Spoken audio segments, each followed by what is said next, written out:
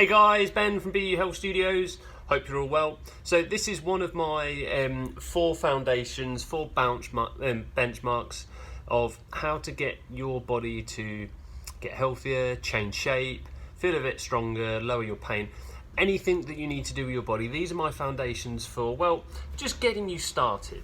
Because I think when I'm starting training a client, it's important to kind of get you used to my way of thinking and some really clever tips and tricks that I've picked up over the past 15 years of how to get people just feeling good. Like I said, just getting started, because sadly with the subject of weight loss especially, but generally with fitness, it's a bit of an overcomplicated subject. People have tried to sell all these different fads and these magic pills that are going to do this and are going to do that for you, and they've come up with this information around it that's just really not what I would call solid information. It hasn't stood the test of time and it doesn't necessarily make sense. But the problem is, people that are just starting their health journey tend to fall for these things. I'm talking about the 5-2 diet, I'm talking about soup diets, I'm talking, all of these kind of things.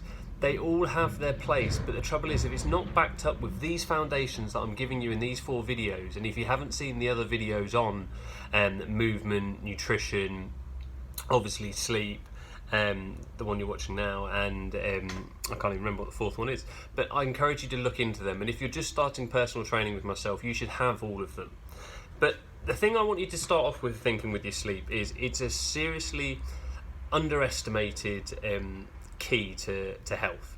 Now the first one, and this is why I said it's underestimated, is the magic when it comes to getting you results with your body. The thing is, have you ever heard the saying, the mind is willing but the body's not able? Well, quite a lot of people actually, you flip it round. They think that they need to lose weight, but they haven't got their head straight. So what happens is, they might start and then they stop, and then they might start again and then they stop, and then if they do get into a bit of a rhythm, it's probably an unhealthy habit, like going running too many times, because actually the problem is with their body versus with trying to lose weight, so they become obsessive and this kind of stuff. If you are sleeping well and you are getting this computer to download properly and not have too much data in it, you tend to make better and smarter decisions. So first thing I'd encourage you to do, and like I said, it's underestimated because not many people actually do this, and I want you to understand that I run a very busy business, I have a very busy lifestyle, I have a lot of things to cram into a very short amount of time. So when I say this, I'm saying it from a realist perspective. I'm not saying it from someone that doesn't understand what it's like to be busy. So here it is. Step 1, recover your sleep. Now what I mean by that is, if you have had a week or 2 of work trips out, or it's been your birthday and you've had a couple of heavy nights out, which you should, it's your birthday. If you look on the nutrition one, I'll talk about mindfulness, and just make sure you're aware that that does drain your body, and certain hormones that you don't really want firing will be kind of a bit out of whack. So recover your sleep. And what that means is, for me, if you've had 2 or 3 days of real hard late nights and this kind of stuff, it's probably going to take you at least 2 or 3 days of good solid sleep again. And what do I mean by solid sleep?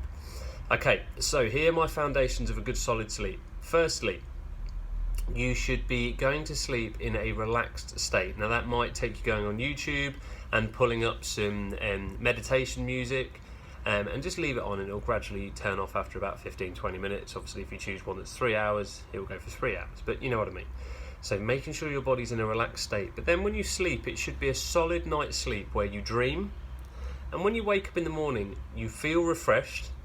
And some people, when they hear me say that, they go, refreshed? I never wake up and feel good. Well, you're not sleeping enough.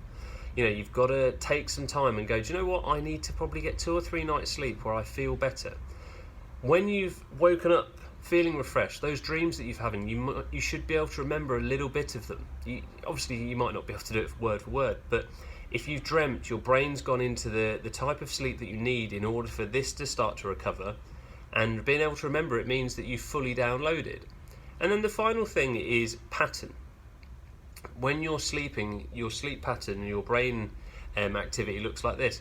Well, your sleep should work like that as well. And the giveaway to when you've had a good night's sleep is when you wake up refreshed, it's because you're waking up on the top of that crest when you're just coming back into consciousness. If you're waking up and you feel like you've been hit by a ton of bricks and you don't know where you are, that's because you're in a really deep sleep and you weren't ready to come out yet. I use a little tool with my clients called a sleep holiday, and what that basically means is you block it out in your diary, you book an evening just like you would if you were booking a holiday, and you go, right, for the next 2 or 3 nights I'm going to get a good night's sleep. I'm going to be in bed early and I'm going to go to sleep. I'm not going to take my phone, and all I'm going to focus on is just getting a good night's sleep. And I know I sound like I'm a broken record here, but trust me, don't knock it till you've tried it. Get 3 nights of decent sleep. Tell me you don't have better willpower.